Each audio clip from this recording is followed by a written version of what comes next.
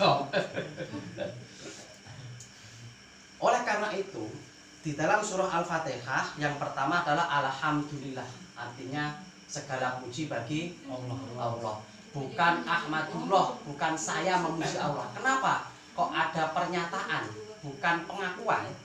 Karena kalau pengakuan Ahmadullah, saya memuji Allah, ini mungkin lisannya mengucap, tapi hatinya belum tentu.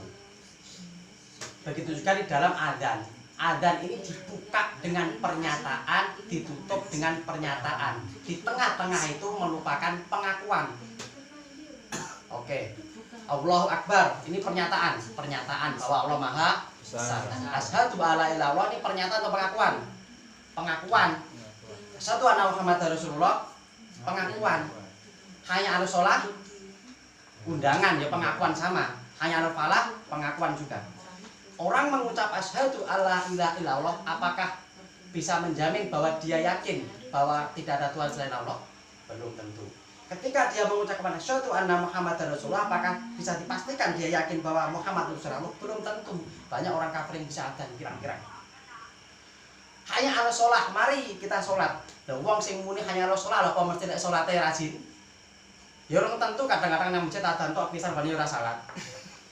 Makanya dibuka dengan pernyataan, ditutup dengan pernyataan la ilaha illallah, tiada Tuhan selain Allah. Ini pasti benar. Karena yang menyatakan bukan diri kita, tapi memang pernyataan, bukan pengakuan. Seperti qul huwallahu ahad, Allahus shomad, lam yalid walam yulad walam yakul lahu kufuwan ahad. Ini pernyataan atau pengakuan? Ayo. Pengakuan. Qul huwallahu ahad. Pernyataan. Pengakuan. Pengakuan. Yang mengucapkan qul huwallahu ahad coba. Qul huwallahu ahad ini yang mengucapkan siapa? Allah. Yang mengucapkan manusia. Manusia. Qul, katakanlah Muhammad, apa yang dikatakan? Allahu ahad. Allah tidak pernah mengatakan ana ahad. Oh, tidak pernah. Kalau ana wahidul qahar oke, tapi kalau ana ahad enggak. Makanya itu kaidah Arab ada kata-kata lam. Lam itu artinya sesuatu paksa hal, artinya tidak. Namun kemungkinan setelah itu iya. Contoh lam tadrib, janganlah engkau memukul, tidak memukul. Tapi kemungkinan besok dia boleh memukul.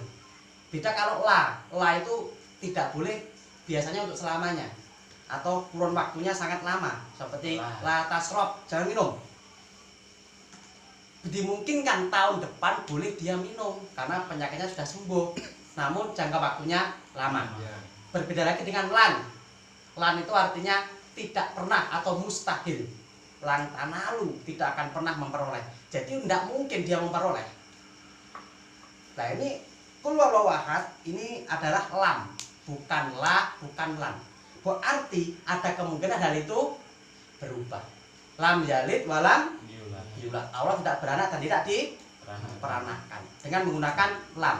Berarti ada kemungkinan Allah itu beranak dan diperanakan karena ada lam. Nah, ini pertanyaan yang agak sulit dijawab. Pertanyaan ini. Kenapa kok menggunakan kata-kata lam? Bukan kata-kata lan. Harusnya kan lan. Allah mustahil untuk beranak dan mustahil untuk diperanakan. Ini tidak menggunakan kata-kata lam. Karena yang mengucapkan ini manusia. Kenapa kok begitu? Manusia itu berubah-berubah. Hari ini mengucapkan Allah itu tidak beranak.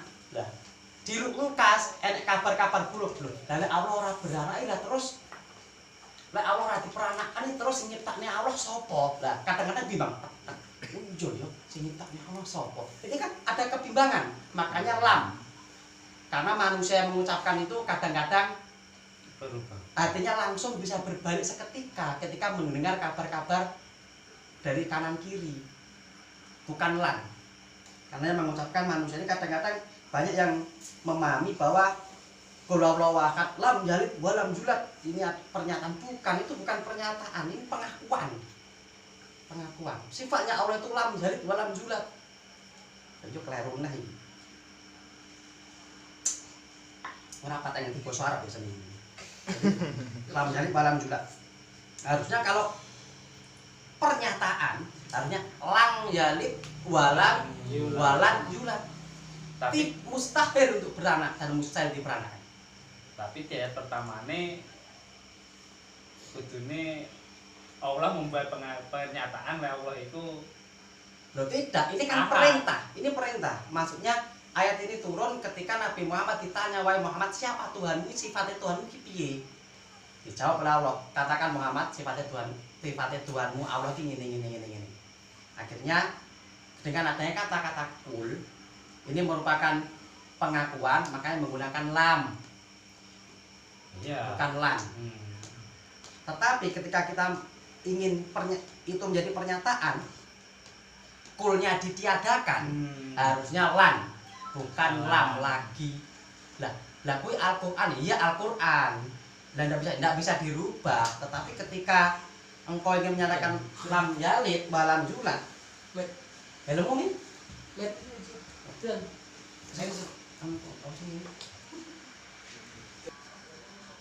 Wa dzakara Allah taala bi qalbi walisani wa fil walisani fi halil ghaibati, dan mereka orang-orang yang takut kepada Allah Subhanahu wa taala menyatakan imannya dengan hati, dengan lisan dan dengan perbuatan fi halil ghaibi, ketika dia dalam keadaan sendiri. Jadi orang beriman itu harus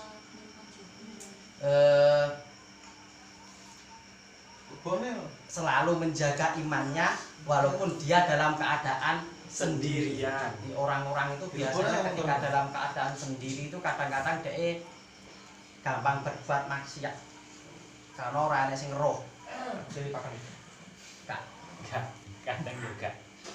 minal kholqi saking makhluk, wa khofalan wedi minal adabi saking siksa, dan takut kepada siksa al-ghaibi yang samar. Mana siksa yang samar itu? Siksa di neraka, siksa di alam kubur, siksa di alam barzah. Bedakan. Kadang-kadang orang itu menyamakan alam kubur dengan alam barzah, padahal artinya berbeda. Apa artinya bulan kubur? Alladzi akhbar tahu kang nyeritakake sira bil Qur'ani kelawan Qur'an wal hadisi dan hadis, yang menceritakan azab itu di dalam Al-Qur'an dan di dalam hadis. Paman moko utahe sapa ne wong kanat fi hadil ausofi, maka orang-orang seperti itu menyatakan lisan dengan hati, dengan perbuatan imannya, menjaga dirinya dari maksiat dalam keadaan sendiri. Fabashirhu bi annallaha ta'ala yakfiru jami'an dzunubi, maka berilah kabar gembira, Allah akan memberikan pengampunan seluruh dosa-dosanya. Wa yudkhiluhul jannata, dan akan dimasukkan ke surga. Jannata artinya surga. Apa itu jannah? Taman.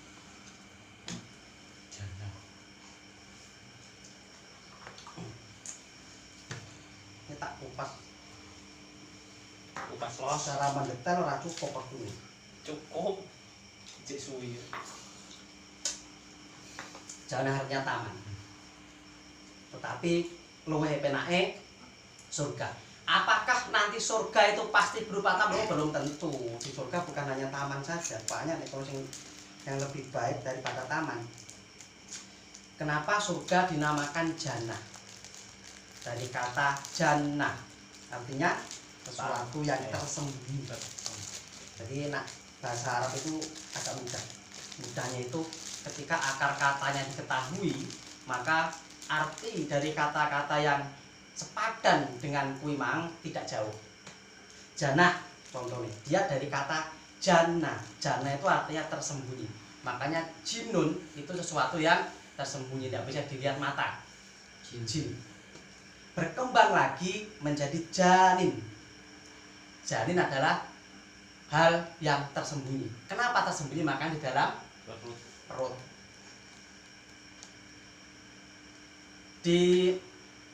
Diluaskan lagi menjadi jannah, jannatun. Kenapa tersembunyi? Karena jannah ini adalah taman yang subur, yang banyak pohon-pohonnya, sehingga sampai lebatnya pohon kuwi akhirnya mata tidak bisa melihat ke dalam taman itu karena ditutupi oleh pohon yang subur. Dan cuma taman-taman tok, tapi tidak begitu subur, ini bustanun. Makanya ini namanya jannatun. Foto embu. Alun-alun. Kena ring, pijet batun. Gak mari nyanyi tuh.